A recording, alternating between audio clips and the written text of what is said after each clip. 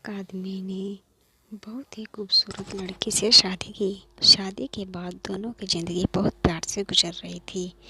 वह उसे बहुत चाहता था और उसकी खूबसूरती की तारीफ़ किया करता था।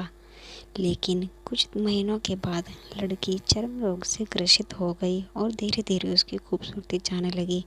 खुद को इस तरह देख उसके मन में डर लगने लगा कि वह बदसूरत हो गई तो उसका पति उससे नफरत करने लगेगा और वह उसकी नफरत बर्दाश्त नहीं कर पाएगी। इसी बीच एक दिन पति को किसी काम से शहर से बाहर जाना पड़ा। काम खत्म कर जब वह घर वापस लौट रहा था उसका एक्सीडेंट हो गया।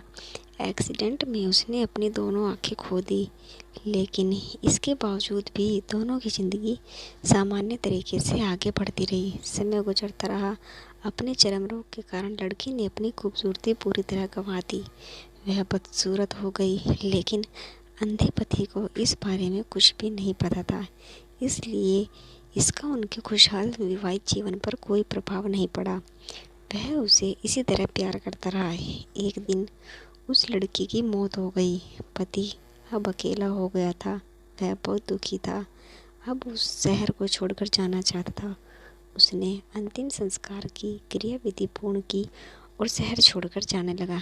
तभी एक आदमी ने पीछे से पुकारा और आकर कहा, अब तुम बिना सहारे के अकेले कैसे चल पाओगे?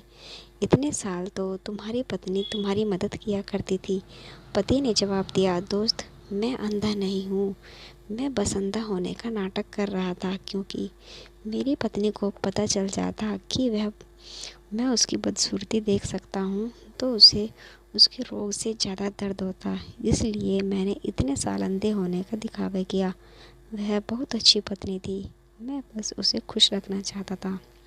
सीख: खुश रहने के लिए हमें एक दूसरे की कमियों के प्रति आंखें बंद कर लेनी चाहिए और उन कमियों को नज़रअंदाज कर देना चाहिए।